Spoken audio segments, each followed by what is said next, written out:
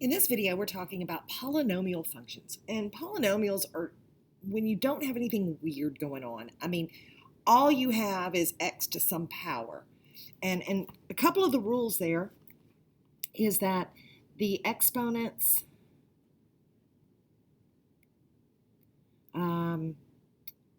have to be whole numbers only. So no negatives, no fractions. You have to have just normal exponents. Now, the first thing we're going to be talking about with polynomials is end behavior. And all that means is what's happening on the ends. What's happening on the left side and what's happening on the right side. And the thing that really tells us about the end behavior is what's called the leading term. The leading term is just the term with the biggest exponent.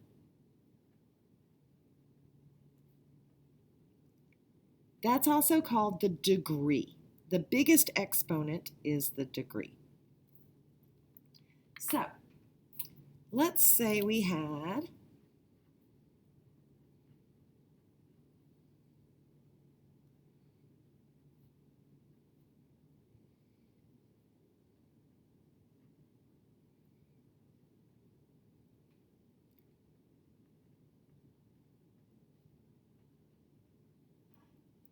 is this a polynomial? The rules are about the exponents.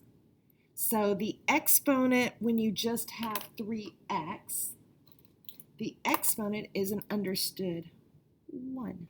So that's good. It doesn't say anything about the coefficients. They can be whatever they want, but the exponent has to be a whole number. That one's good. This one's good. And whenever you have a constant, that's really x to the 0 power. So that's good too. So this is definitely a polynomial.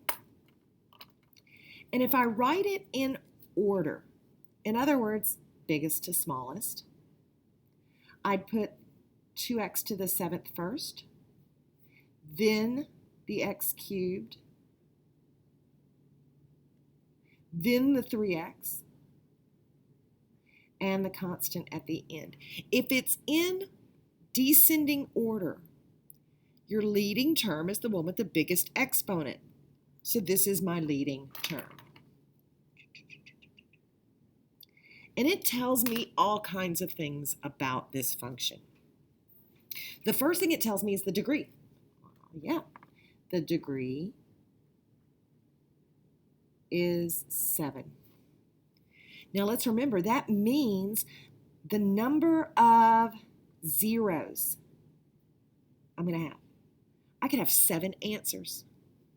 That means it's going to cross the x-axis. It could cross the x-axis 7 times. Now let's think about how it's going to behave. Is this going to behave like an x squared or an x cubed? So what I'm going to do is I'm going to do a little test. Now I'm going to do this in my calculator, but if I had, let's say,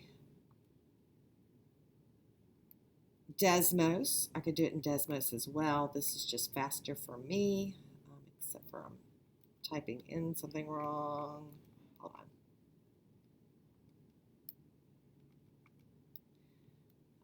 Plus 3x minus 11. Okay.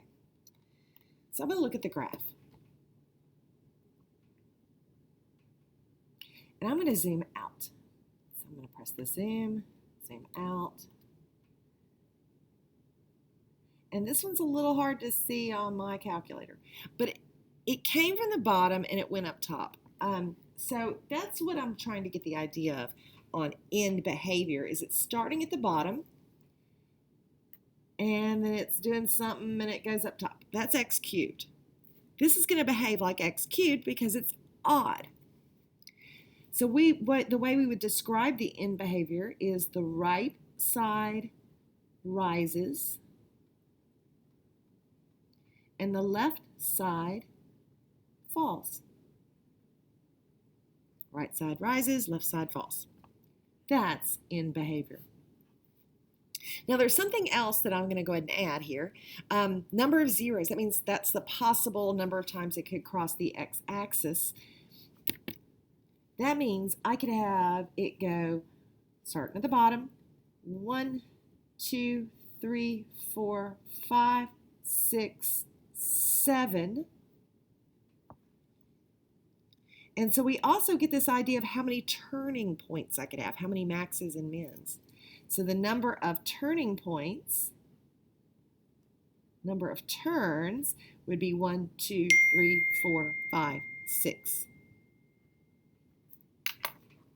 Let's do another one.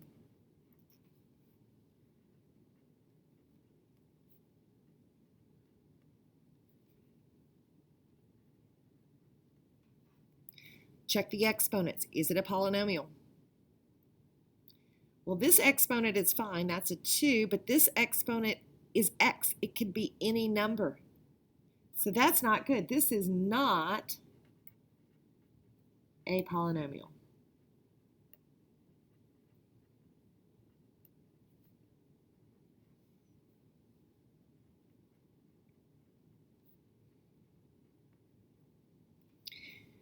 And I'm going to go ahead and write this one in order. That way we can find the leading term a little faster. This one is an x to the 6th. So my degree is 6. That means the number of zeros is 6. Now what's it going to behave like? Is it going to behave like an x cubed? Or is it going to behave more like a quadratic, like an x squared?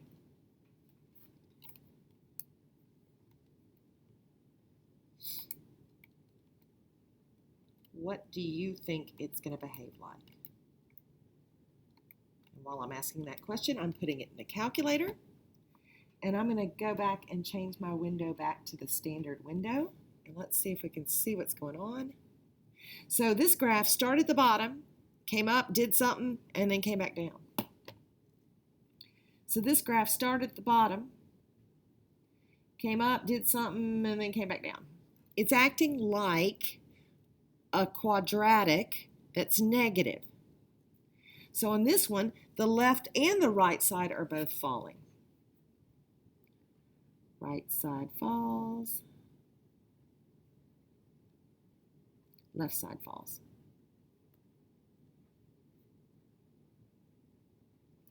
Now, how many turning points would it have?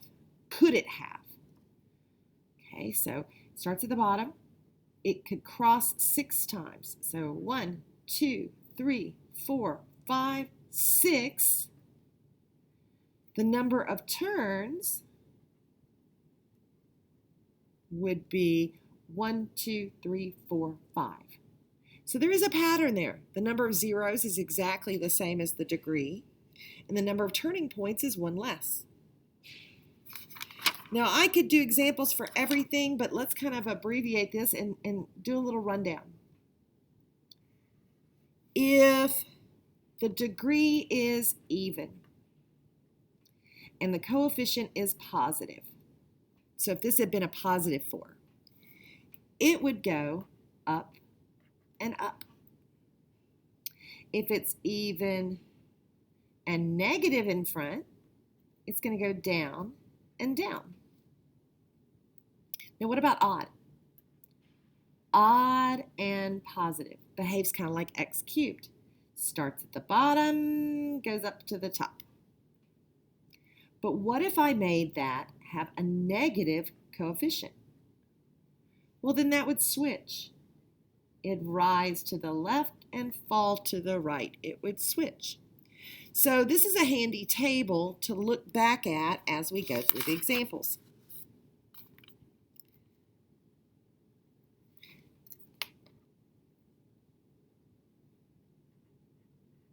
Now, what if it's not written out like we would like it to be? So here's an example.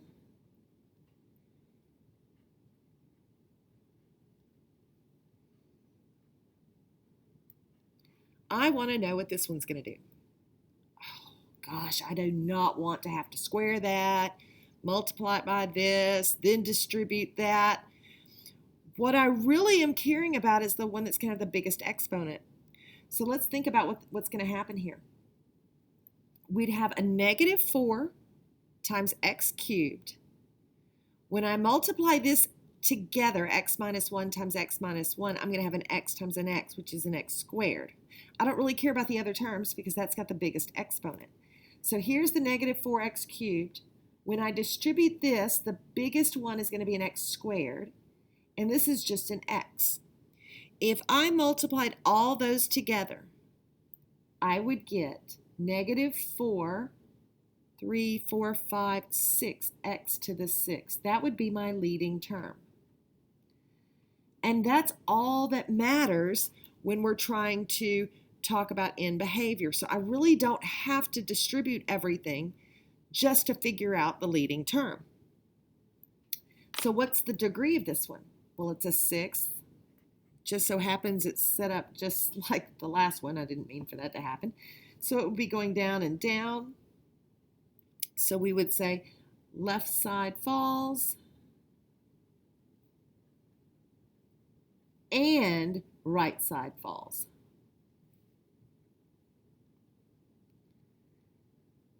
How many zeros would we have?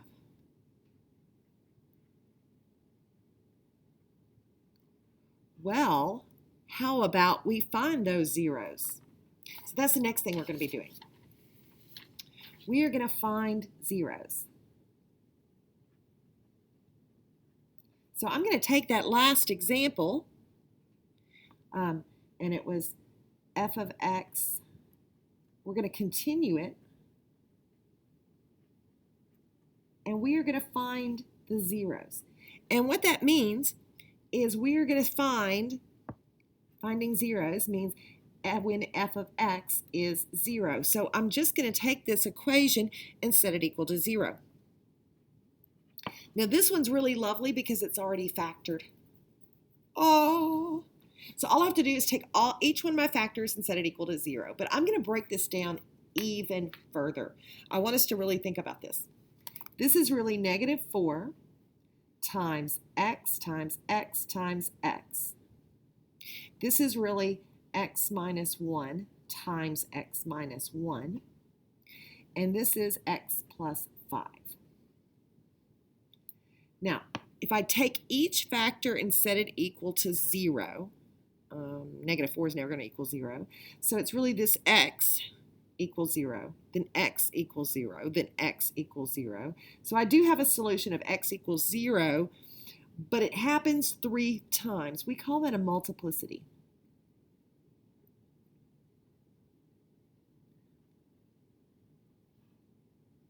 Now, over here, I have x minus 1 and x minus 1.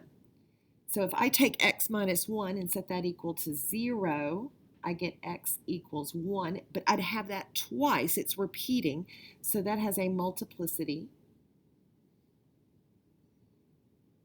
of 2. The last factor is x plus 5. And this is a multiplicity of 1. I want to figure out what's happening at each of those crossings, at each of those zeros. So I'm going to put it in the calculator. I'm going to put in just the original equation, parentheses, x minus 1 squared, x plus 5. So it went through at negative 5, and then it's doing something kind of crazy here. So it crossed at negative 5. I'm going to make a note of that. At negative 5, it crossed. But it's doing something a little bit crazy at these two that have a multiplicity. So I'm going to zoom in right there at the origin. Okay. So at 0, it crosses, but it's like it stalls out for a second. Do you see how it comes and it touches and then it goes? It's not that straight x-intercept like it happened at negative 5. So this crosses with a stall. So it looks like this on my graph. What's happening at 1? Well, we're getting a bounce, for lack of a better word. It touches and then turns around. So, if I were doing a quick sketch, 1, 2, 3, 4, 5, 1, 2. Okay, remember we already talked about the end behavior. We know it's going down, and then it's blah, blah, blah, and then it's coming back down. So what's happening with this graph is it's going crossing through -5, then it's coming back and stalling right here, then turning around and bouncing at 1, and then going back down. Let's do another example. So this would be example 5. Let's take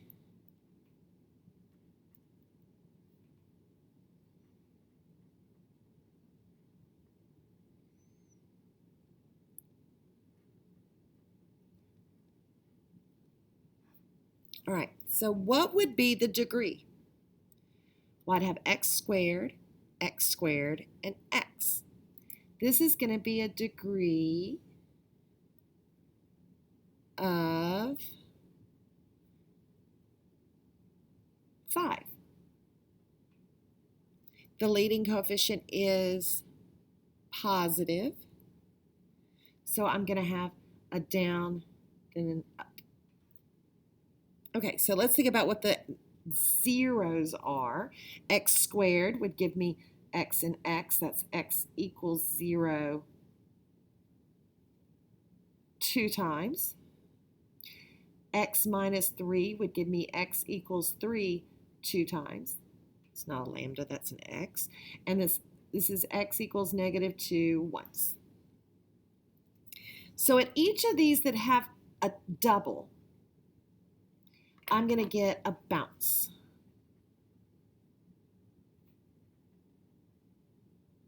And here is just a straight cross.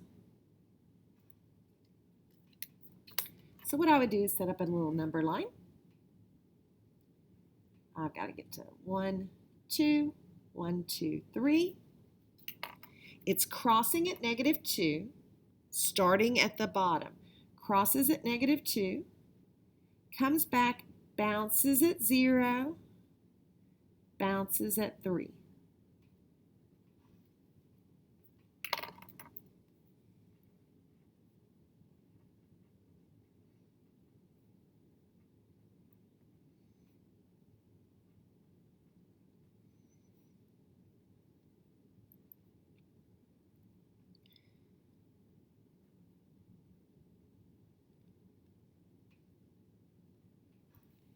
Okay, what would be the degree on this one?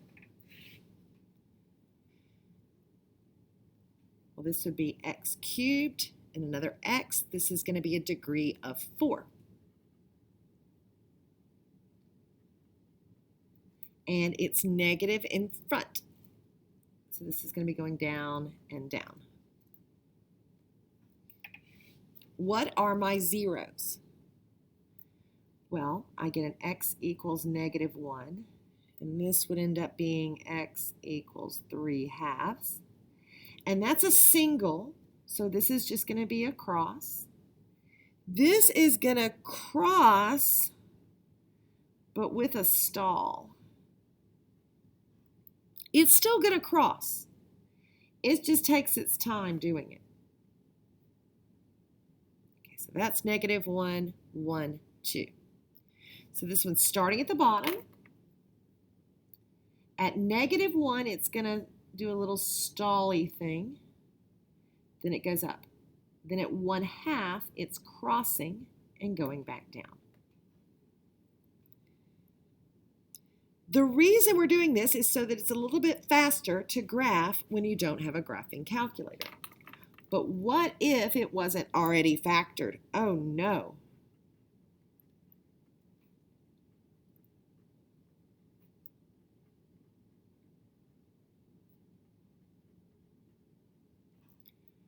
Well, we'd have to factor it.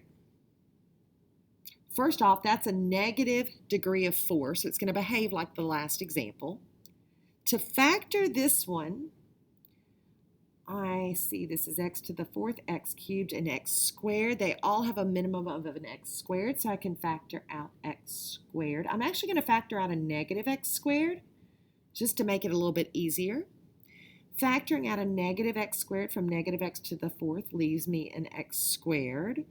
This would be a negative 4x, and this would just be a positive 4. And I'm trying to find my zeros, so I'm going to set that equal to 0. Negative x squared, this is going to be x and x, multiplies to be 4, adds to be negative 4, so negative 2 and negative 2. So my zeros are going to be x equals 0 double and x equals 2 double. At each of these, we're going to get a bounce. So this graph, it's negative x to the 4th. So it starts at the bottom. It's going to bounce at 0, and it's going to bounce at 2. Last example.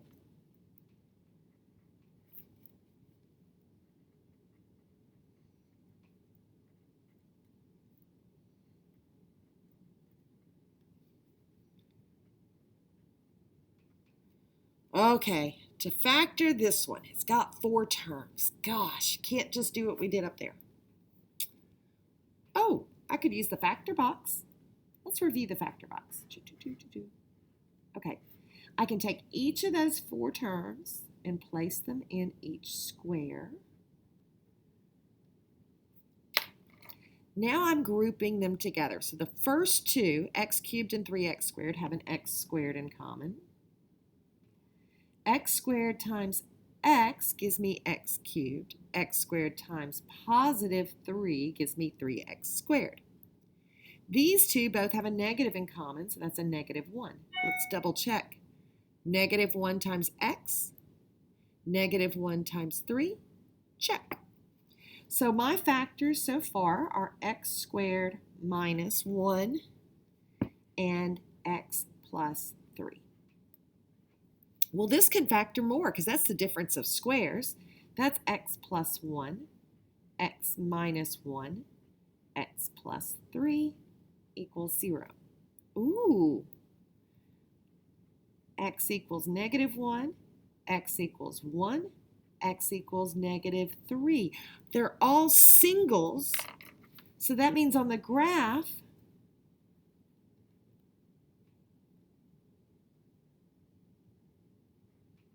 I don't have any bouncing or weird stuff. It's just going to cross at each one of those.